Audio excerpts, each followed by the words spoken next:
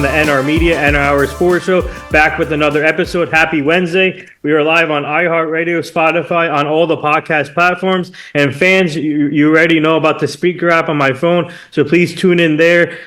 Put your questions down as usual for every guest that we have on the show. We'll try and answer some of your questions.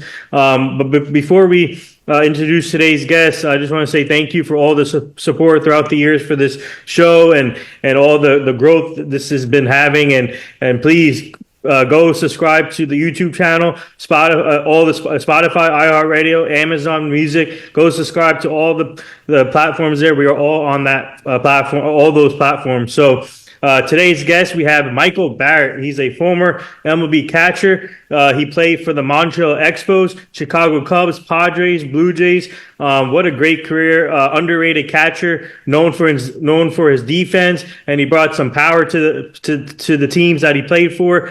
He won Silver Slugger Award in 2005, which we'll get to, and he played with a bunch of teams, and now he's doing great things after his career. And Michael Barrett, I just want to say thank you for joining the show. It's truly an honor, and can't wait to learn more about your story. And like I said, he was one of the underrated catchers, in my opinion, and he brought the defense power to these teams. But Michael, thank you for joining, and how are you and your family doing today? Excited to be a part of the show. I love what you're doing. I love what you're doing for former athletes. It's very commendable. And I appreciate the compliments. I don't think of myself much as a player these days, as I think more of myself as a dad trying to get by each day, but I appreciate it. The opportunity is great. Oh, and I also forgot to mention, fans, he also played for Team USA. He got the opportunity to play for Team USA, and he played with teammates like Roger Clemens, Derek Jeter, you name it, man. That team, the Team USA you played on was loaded, and we'll get to that also. But before we get to your career, tell our fans, what are your thoughts when it comes to the catching position now? All these catchers in this generation are versatile. They can play multiple positions. So what do you like, being a former catcher, what do you like about this generation when it comes to catching? So much has changed. You watch a big league game now and you see catchers from a knee. I think there's a lot more efficiency there that allows catchers to play multiple positions instead of the traditional stances. Some baseball fans like that, some don't. It just depends on who you talk to. Some of the pass balls, some of the balls that get by the catchers these days frustrate some baseball fans. Other baseball fans don't mind it. Just depends on who you talk to. But so much has changed with catching in general. So much is more widely accepted, where I feel like back in the 80s when I was coming up, and 90s, maybe a little bit more cookie cutter-esque type catching, one way of doing things. And now I think you've got a little bit more, creative genius behind the plate. You see catchers coming up with things, and you're seeing a few more future Tony Peñas in the mix, guys that aren't afraid to go out and try different things, and some of that's good, and it's exciting for me as a catching guy to see what catchers are doing today. Just depends on how you look at it. Yeah. So I want to get to your career. So tell our fans, you were born in Atlanta, Georgia, and when did you get interested in playing baseball, and what got you into playing baseball? So, yeah, I grew up playing all three sports, baseball, basketball, and football. Football, probably my first love, as my dad was the local, feeder football coach for the high school, was a great football coach. Kind of developed my love for sports in and around football and him coaching. And then kind of just got introduced to baseball. I tell people the story of Bernie Carbo coming into town with Kevin Mystickle and a couple other guys to run baseball camps in a small town back in the day, and kind of put or gave us a deeper understanding of the game. And then that kind of translated into baseball opening up in Georgia back in 91. Is when fall baseball started being played. Now Georgia baseball is pretty much year round, But back in the day, it was sport to sport, season to season. And then about the time I started to really get into baseball, fall baseball became an option, and that was exciting for us. We were like, all right, that's awesome. Now you talk to kids about fall baseball, they're like, oh, I got to play fall baseball. Some kids kind of grow tired of playing fall, but back then it was exciting because it was never really offered. And that's about the time, baseball picked up for me, and I started getting some recognition, for my ability, and the thought and the idea of playing past high school, started to come into fruition. Well, yeah, so we are live with former MLB catcher Michael Barrett. Fans, please put your questions into the speaker app. We'll answer some of your questions here. So talk about you actually before getting into before you got the opportunity to play in the majors, talk about your minor league experience. You had an interesting minor league career, and you played with like a couple of different teams, and you made two all-star teams in during minor league. So talk about your minor league career. What did you learn throughout the minor leagues? So I was blessed to be a part of a great minor league development system with great coaches that were excited and hungry to develop the talent that they had. And, we won. We were building a winning tradition in an organization that hadn't experienced a lot of winning up until 94, when they had the strike short season. They were in first place, but up until then it was, they're grinding it out, so close all those years. And then the minor league system was developing and doing a great job of producing these players, and, going through the minor league system, as quickly as I did, was a tribute to, the winning baseball that was ingrained in us. Unfortunately we didn't have the success at the major league level that, we were hoping for. But we always felt like it was just a matter of time, but, the minor league system was great, being in that environment, being a part of a four-peat in Harrisburg, Pennsylvania, AA. Probably, one of the biggest highlights of my career was winning a championship at AA in Harrisburg, three-peating, and then being a part of something pretty special that you don't see every day. A four-peat in the minor leagues in AA. And AA is pretty good level baseball. So, to say that I was a part of that's pretty cool. Yeah.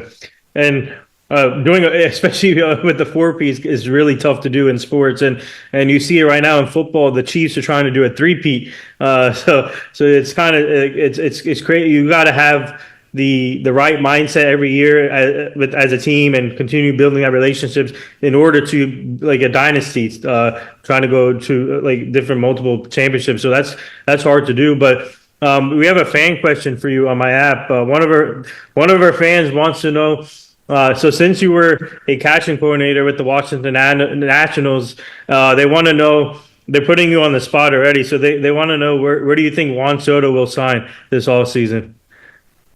Juan played for me. I had him as a manager also, which was really cool. That's a good question. I get asked that question a lot, actually. I'm hoping that the Yankees or the Mets can pull off a deal, because I'm pulling for those teams to be in competition with teams in the West Coast. I think there's something fun to me about that. Juan staying in New York, it's not the end of the world if he doesn't, obviously, but in the back of my baseball mind and in my heart of hearts for the game, for some reason, I can't think of him leaving New York. Yeah. So for the fan, the best answer I can give is I hope he stays in New York. So they may not be from New York. They may be booing me right now. I don't know.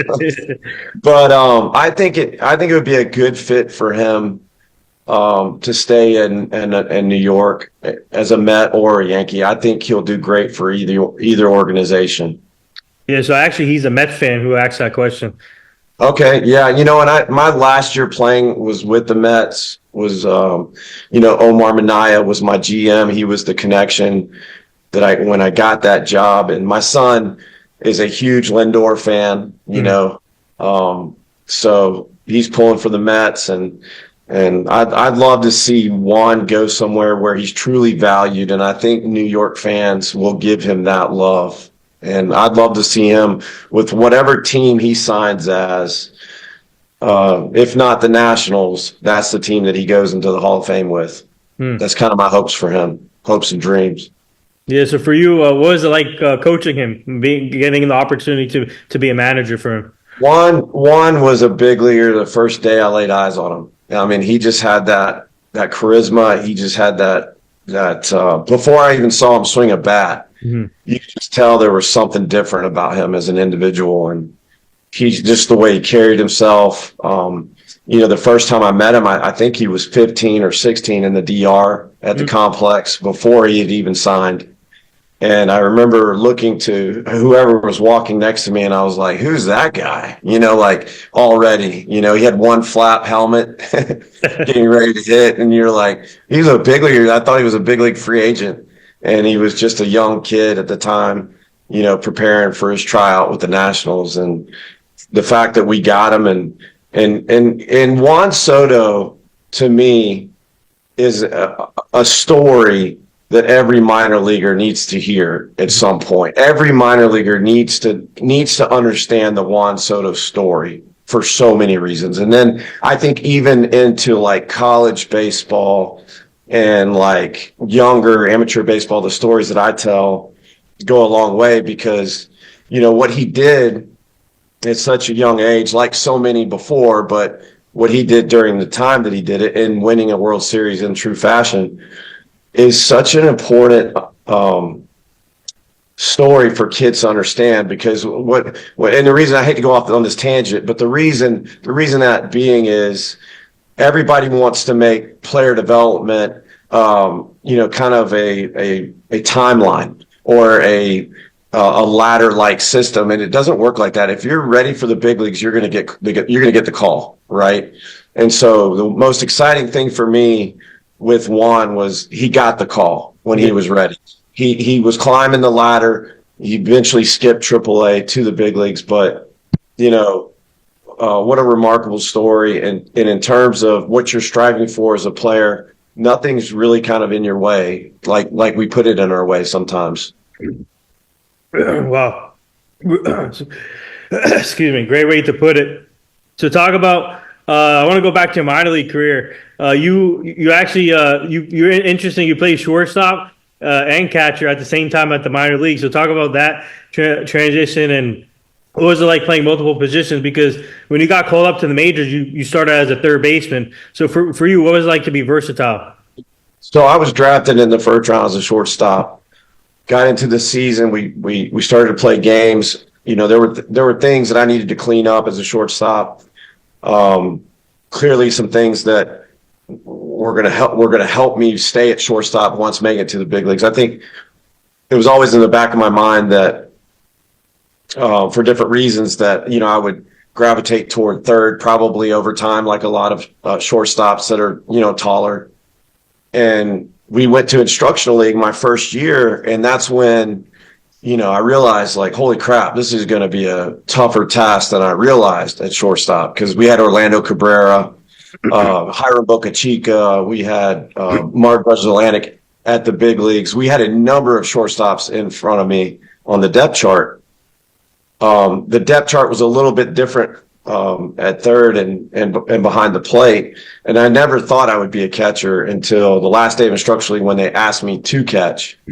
When they asked me to catch, at that point, it was for me, and my thought process was, if I'm going to give up playing shortstop and I'm going to go behind the plate, it's all or nothing. I'm going to do this with everything I've got, and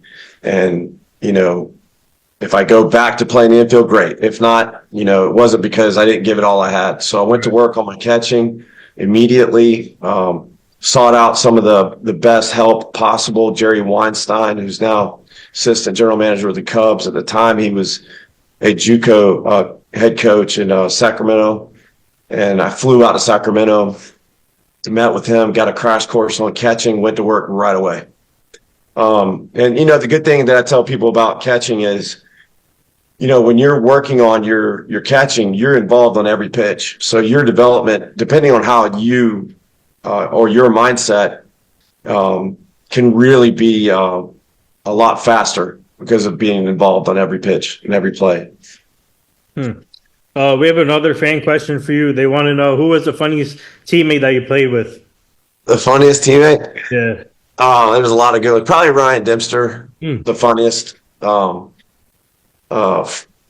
and off the field, probably the funniest, but had some good guys. Greg Maddox was a sneaky funny, at the field. But yeah, a lot of great teammates along the way. But Ryan Dempster probably hands down will go down. I think everybody would agree that I played with. No.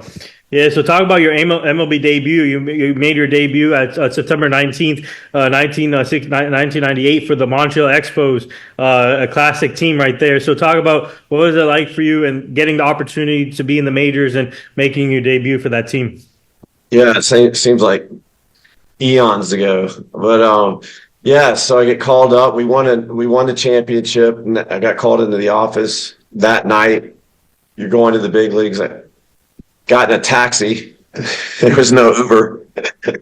I got in a taxi and drove from where we were at to we drove from where we won it to Harrisburg, from Harrisburg then to Philadelphia. I was in such a hurry, couldn't get there fast enough, and got there. Wasn't in the lineup the first night, which was okay. I was just happy to be there. But showing up to Philadelphia in my first game facing Curt Schilling was awesome. And I didn't get a hit the first night. Went 0 for 3, struck out twice.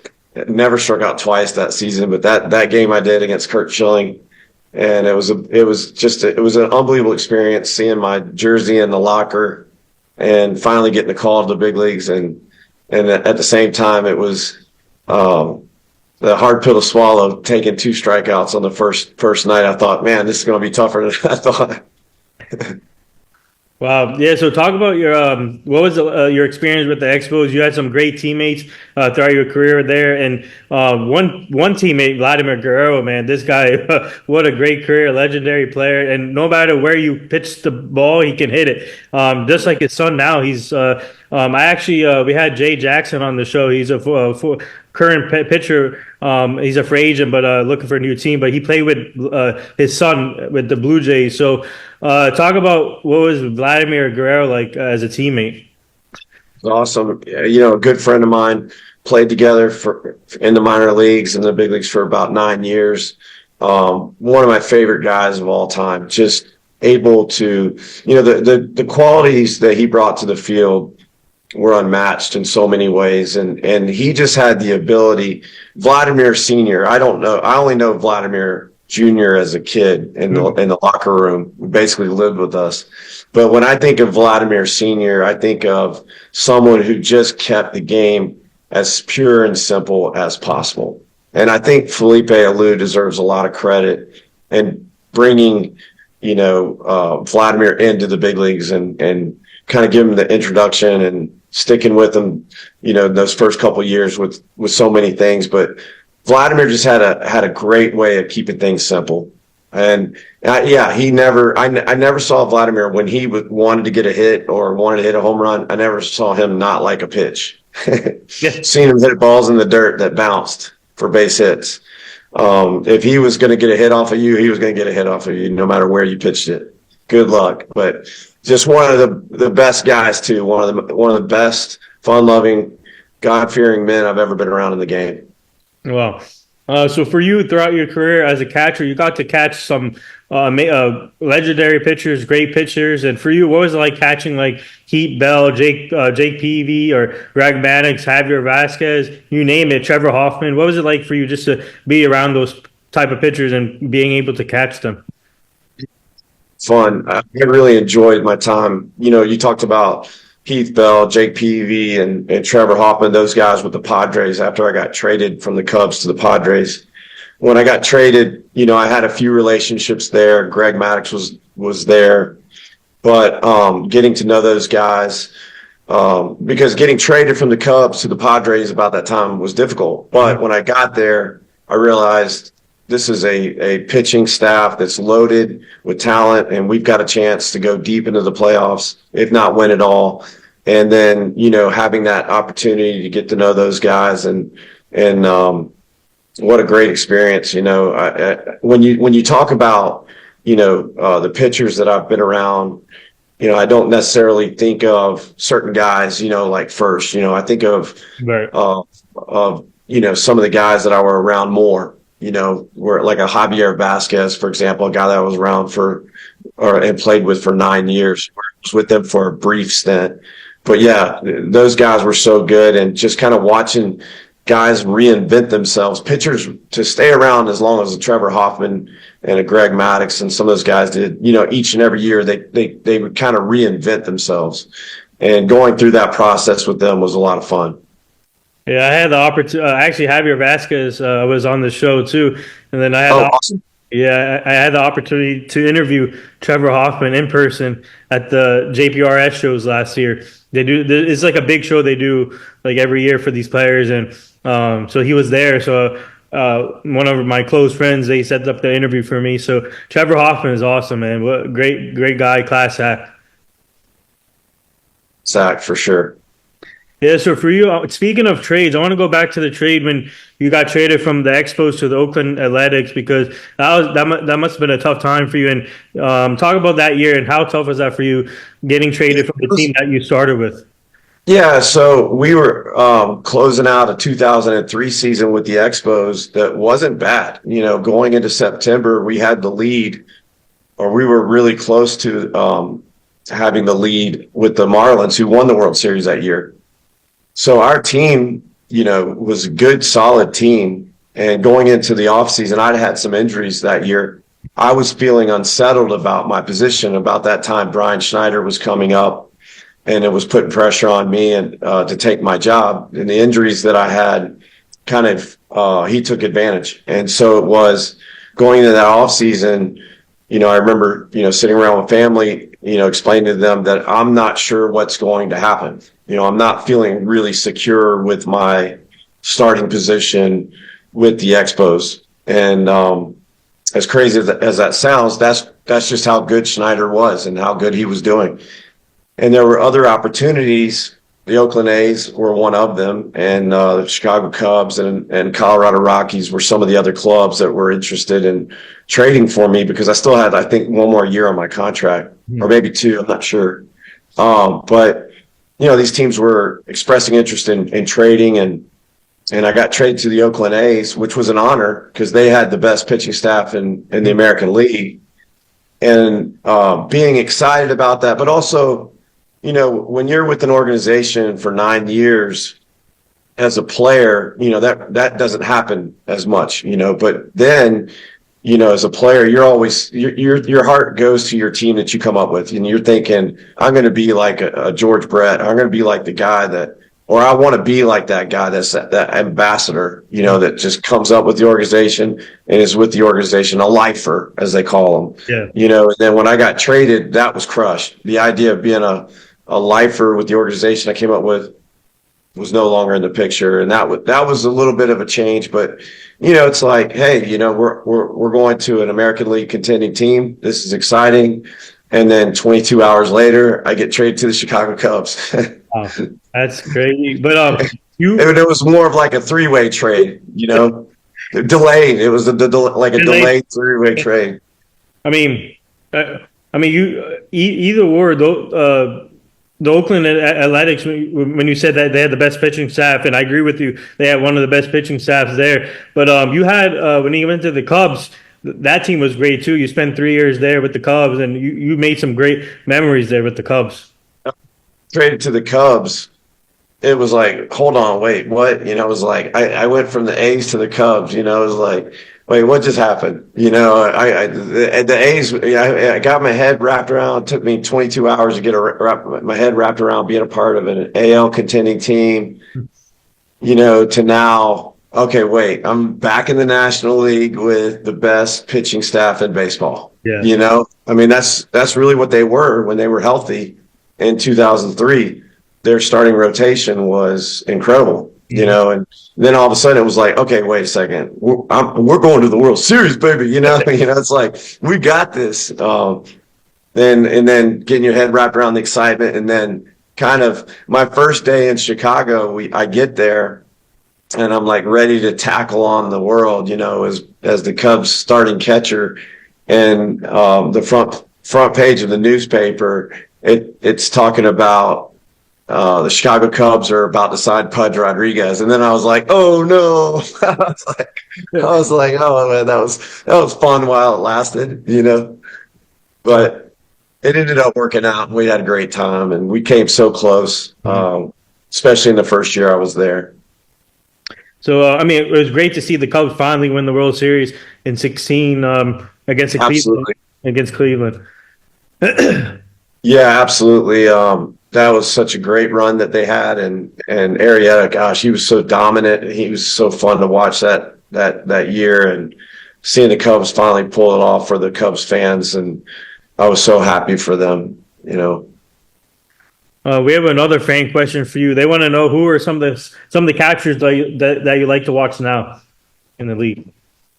Well, it's a great question. I was so embedded in the minor leagues when I worked with the Nationals. I kind of followed my guys, and then since now being retired from professional baseball, I don't follow as many big league games as I should. But I think Rashman with the Orioles, I think, is a guy to watch. We followed him with the Nationals, for a long time before the draft. I like both Contreras brothers are fun to watch. You caught me off guard with that question, but what a great question. Mm-hmm. Trying to think of what are your thoughts on Austin Wells from the Yankees?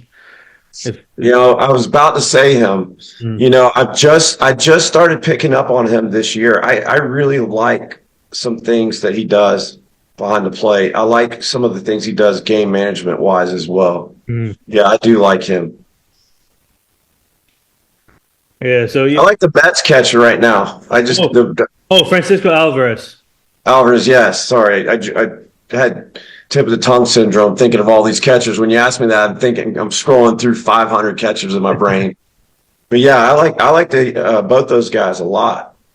Yeah, so tell our fans about the 2005 year where you put up some great numbers and you won the Silver Slugger Award. So what did that mean to you when you got when they gave you the award? Yeah, so it took Piazza to get hurt for me to finally get the opportunity to win a Silver Slugger Award, for him to finally share one with us. But I got the call that I'd won the Silver Slugger, and I thought the year before was better, and that I should have won it the year before. But they say, you kind of need to have 2 years to be considered if you haven't won it ever before.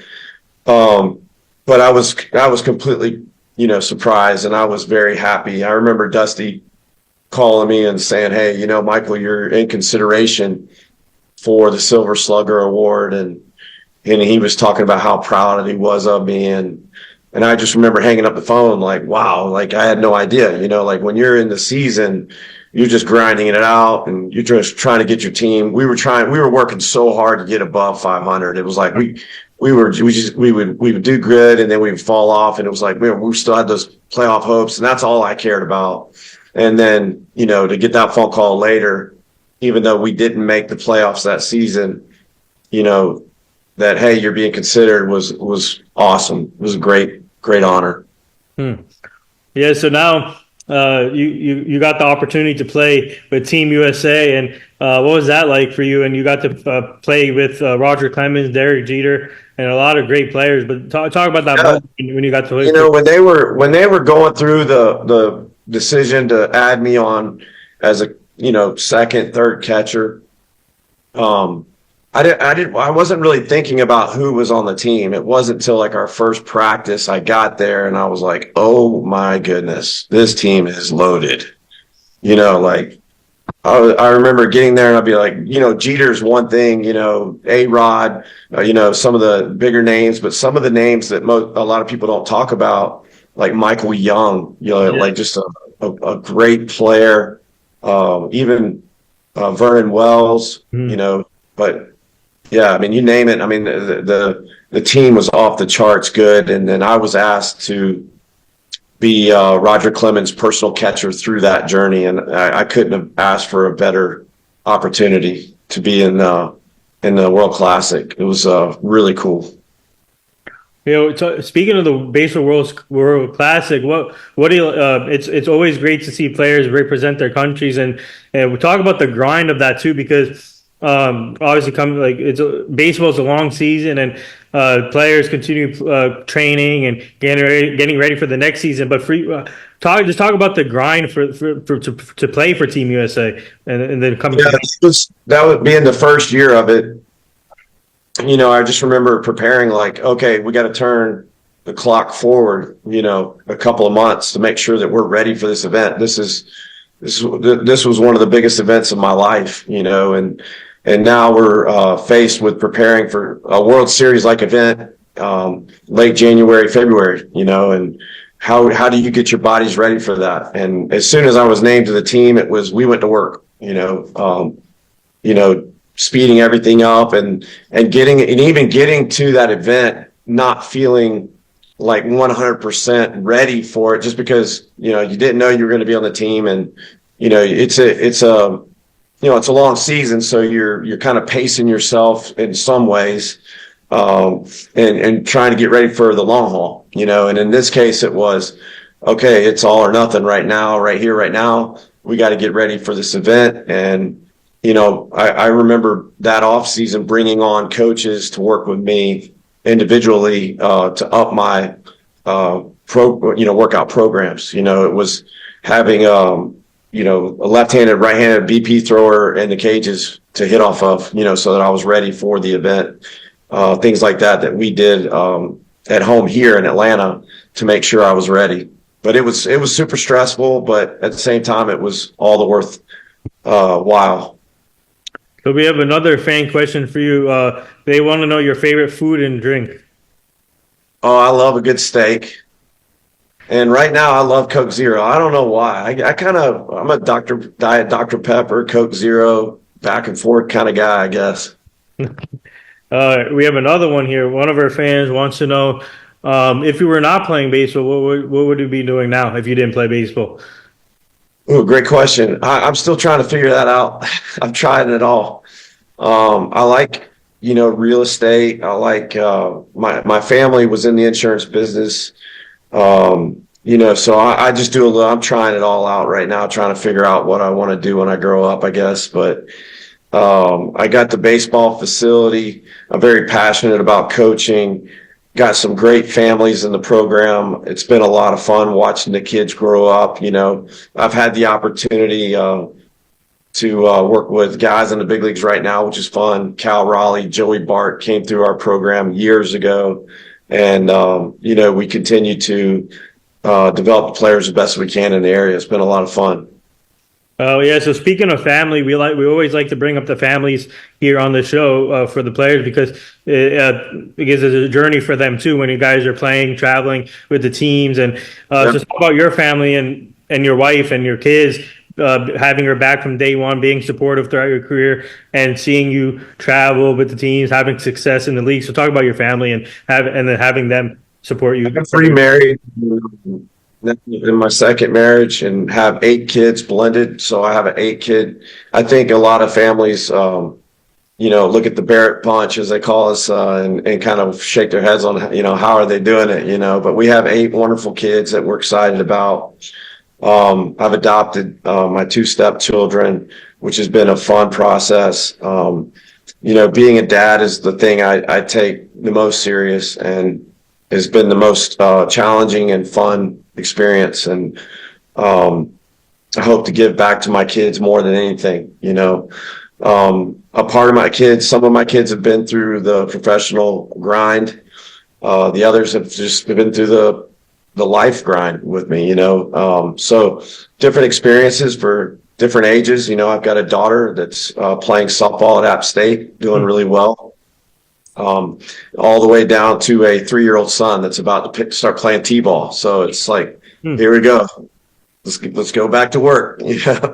So it's a lot of fun. That's awesome. And for your and speaking of your daughter, give us a scouting report for your daughter at Appalachian State and as a softball player. As a softball player, she is the reincarnated version of me when I played back in the day. It's fun. It's crazy when I watch her play. Only better. Only better is she's kind of a little bit more well-rounded in a lot of areas of her game. She's had some great coaches along the way. Still been able to hold on to shortstop for this long is a credit to her hard work. And, I'm excited for App State and App State sports and App State softball program, and hoping Grace does great things. Her name's Grace. Grace Barrett does great things up there. So excited to see. That's awesome. And so talk. You told me offline that you're looking for opportunities to be in baseball. So tell our fans what are you looking for, and any updates on any opening? Yeah, no, I appreciate you bringing that up. I'm looking to not count anything out. Keeping the door open. My time with the Nationals became the catching coordinator, kind of the catching guru, which I liked and enjoyed, but always kind of wanted to keep the door open to managing, or coaching. I like the idea of being a mentor and helping kids and people in their journey at all ages. I have the confidence of working with the, older guys versus and the younger players as well. So I'm interested to see what God has to offer in the next few years in the coaching industry, baseball industry. I find that, my journey there in the baseball world is still incomplete in some regards.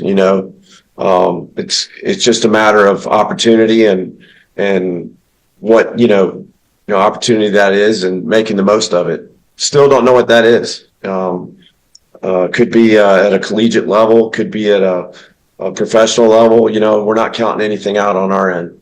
Well, yeah. So before we let you go, would you like to give any shout outs to anyone on the show? Yeah, I give shout out to all the fans out there on the show. I think this is an exciting time to be a baseball fan. What a great year we had. I think this is one of the most memorable years we'll have in a long time. Ohtani, shout out to Ohtani. Yeah, for the year he had. You got to give credit where it's due. With Dave Roberts, the year he had as a manager, winning the World Series, and let's hope that New York can bring it back next year. Mets or Yankees, either one I'd be happy with. So that'll be fun to see. Yeah, so there you have it. Michael Barrett, former MLB catcher. That's if I don't get picked up by another organization. I said that. I got the disclaimer real quick. Yeah, so he's looking for another opportunity to be a coach or a manager somewhere. So I hope he does get that opportunity. And what a great episode here. Thank you for joining, Michael. Keep up the great work. We'll stay connected, obviously, and this was awesome. And go follow Michael on Instagram. And where can our fans find you on Instagram? _Michael Barrett. Okay. Yeah, so fans, go follow him. They do great stuff, and thank you again for joining, Michael. This was awesome. Awesome. Thank you so much. Thanks for having me on the show. No problem. Keep in touch. Yep.